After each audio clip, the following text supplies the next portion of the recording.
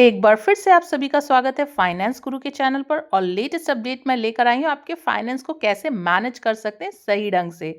तो आइए देखते हैं तीन कंपैरिजन। अगर आपके पास 17,356 रुपीस है और अगर आप उसे सही जगह पार्क करते हैं तो उसके रिटर्न क्या होंगे। तो तीन कंपैरिजन है, home loan, SIP and FD में। तो जैसा कि मैं हमेशा ये कहती हूँ, मुद्दा ये नहीं है कि आप कमाते कितना है, मुद्दा ये है कि आप बचाते कितना है। ठीक है, 1 लाख रुपए भी अगर आप कमा के 10,000 रुपए नहीं बचा पाते तो you are not a rich person. लेकिन वहीं पे अगर 30,000 कमाने वाला बंदा 10,000 रुपए बचा लेता है तो he is much richer than you. So ये तीन कंपैरिजन मैं लेकर आई हूँ क्योंकि हम सब की लाइफ में तीन चीज़ें तो होती है, किसी में किसी के पास कुछ होता है, किसी के पास कुछ नहीं होता है।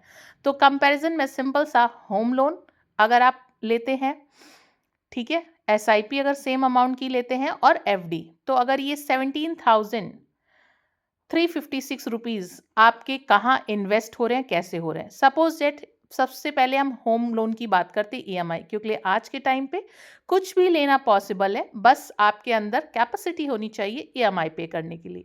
बहुत ही मिनिमम अमाउंट लेके आई हूँ, लेकिन आप लोग इससे ज़्यादा का लोन लेते हैं, बट यहाँ पे मुद्दा ये नहीं है। मुद्दा ये है कि वाइजली आपको इन्वेस्टमेंट सिखाने का।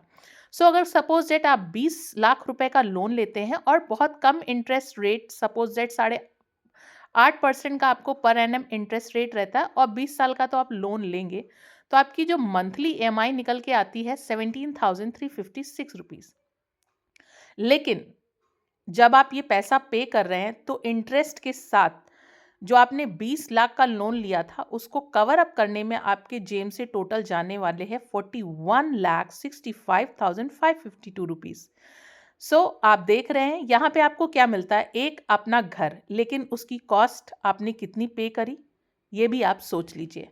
वहीं देखते हैं एसआईपी, जो आज के टाइम पे सभी का फेवरेट है क्योंकि ये हम मंथली मोड पे छोटे छोटे अमाउंट से इन्वेस्ट करते हैं। सपोज डेट हम मान लेते हैं कि हमारा मंथली इन्वेस्टमेंट 17,356 रुपीज़ ही है जो हम होम लोन की ईएमआई पे करने में लगा रहे थे। अगर आप 20 साल तक इन्वेस्टेड रहते हैं, ठीक है, और हम एक्सपेक्टेड रिटर्न भी उतना ही मान लेते हैं 8.5% का, क्योंकि एसआईपी कौन सी पावर यूज करता है, कंपाउंडिंग की, राइट। तो फ्यूचर में जो आपको इसकी वैल्यू मिलने वाली है अप्रॉक्स 1 CR 9 लाख रुपीज। तो टोटल आपने जो अपने इन्वेस्टेड पैसे से पैसा बना लिया। जो वेल्दी पर्सन होते हैं, जो रिच माइंडसेट होते हैं, वो अपने पैसे से पैसा बनाते हैं, ना कि पैसे से पैसा गवाते हैं। अब वहीं देख लेते हैं कुछ लोगों की फेवरेट चॉइस। बहुत सारे ऐसे लोग हैं जो मार्केट में एफडी में बिलीव करते हैं। एफडी कितनी सिक्योर है, कितनी सुरक्षित है, और अगर हम 20 साल के लिए इतना ही अमाउंट एवरी ईयर इन्वेस्ट कर रहे हैं, मंथली अगर बात करें तो 17,350 रुपीज़, और ईयरली अगर इसको देखेंगे तो 2,08,272 पर ईयर हो जाएगा।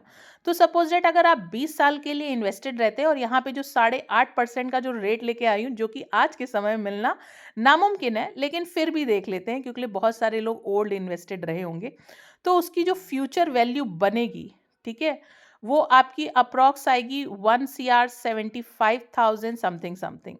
टोटल आपने अपने पैसे पे कितना अर्न किया, 59,10,137 टोटल आपकी अर्निंग रही, लेकिन आपकी जेब से कितना गया, 41,065,440। तो एंड में आप देख रहे हैं कि हमारे लिए बेस्ट क्या है, हमारे लिए बेस्ट पॉसिबल सोल्यूशन क्या है। जो वेल्दी माइंडसेट होते हैं ना, वो इन्वेस्टमेंट के साथ ईएमआई बैलेंस करते हैं, जिससे कि उनके ऊपर जो एक्स्ट्रा बर्डन आने वाला है वो ना हो। So what's the real lesson? Money is not powerful by default, directions give money it's power. Before asking, can I afford this EMI, ask yourself, what would this money become if I invested instead? Because the difference between being busy, being paying bills, and quietly building wealth is often just one decision. Repeat every month. So do not forget to subscribe and do not forget to share this video. Thank you. Tata. Bye bye. Take care.